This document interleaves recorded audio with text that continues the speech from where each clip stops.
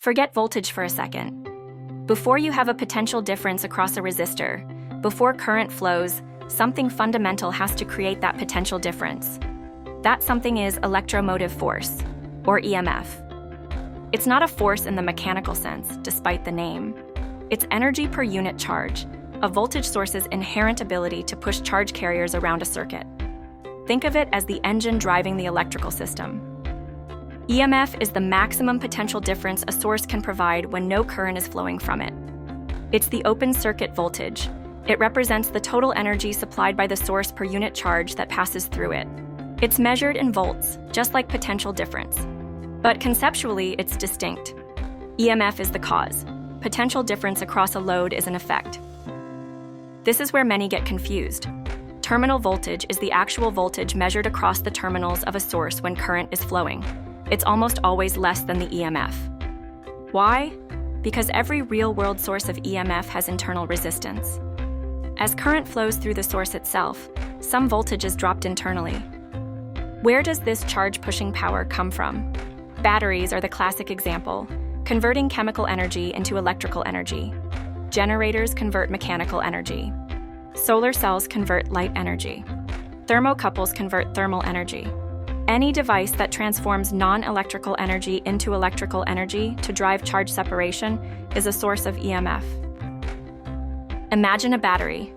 Inside, there's resistance to the flow of charge. This is the internal resistance, denoted by R. When the battery delivers current I to an external circuit, a voltage drop occurs within the battery itself, equal to IR. The terminal voltage V available to the external circuit is the EMF E minus this internal voltage drop. So, VRE, IR. This simple equation is fundamental to understanding real-world circuits. EMF is what establishes the electric field throughout the entire circuit, including within the source itself. This field is what propels the charge carriers. In a closed circuit, the EMF source does work on the charges, increasing their potential energy. This energy is then dissipated as heat in resistors, or converted to other forms of energy in loads. The total power generated by the source is EI. This is the rate at which the source converts non-electrical energy into electrical energy. Some of this power, I2R, is lost as heat within the source due to internal resistance. The remaining power, VI, is delivered to the external circuit. You can measure the EMF of a source by measuring the voltage across its terminals when no current is flowing. This is typically done with a high-resistance voltmeter connected directly to the source terminals with no external load attached. Any current drawn by the voltmeter itself should be negligible. This open circuit condition gives you the true EMF value, free from the internal voltage drop. Understanding EMF and internal resistance is crucial for designing and analyzing circuits. It explains why batteries sag in voltage under heavy load. It's why connecting multiple batteries in series increases the total EMF, while connecting them in parallel can increase the current capacity and reduce the effective internal resistance of the combination. Consider a car battery. Its EMF might be a constant 12.6 volts. But when you crank the engine, a huge current flows. The terminal voltage drops significantly due to the battery's internal resistance. This voltage drop is why lights might dim when the starter motor engages. The available voltage at the terminals is less than the battery's inherent EMF. EMF is directly related to the energy conversion process happening within the source. For a battery, it's the chemical potential energy being converted. For a generator, it's mechanical work. This energy conversion is what sustains the flow of charge against the resistance of the circuit. Without EMF, there's no sustained current in a closed loop.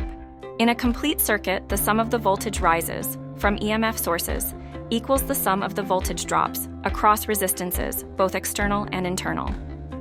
This is essentially Kirchhoff's voltage law applied to the entire loop.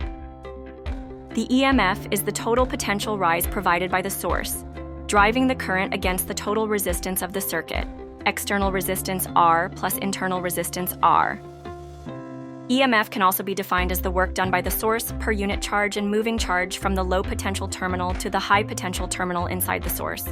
This work is done by the non-electrical forces, chemical, mechanical, etc., that are characteristic of the specific EMF source.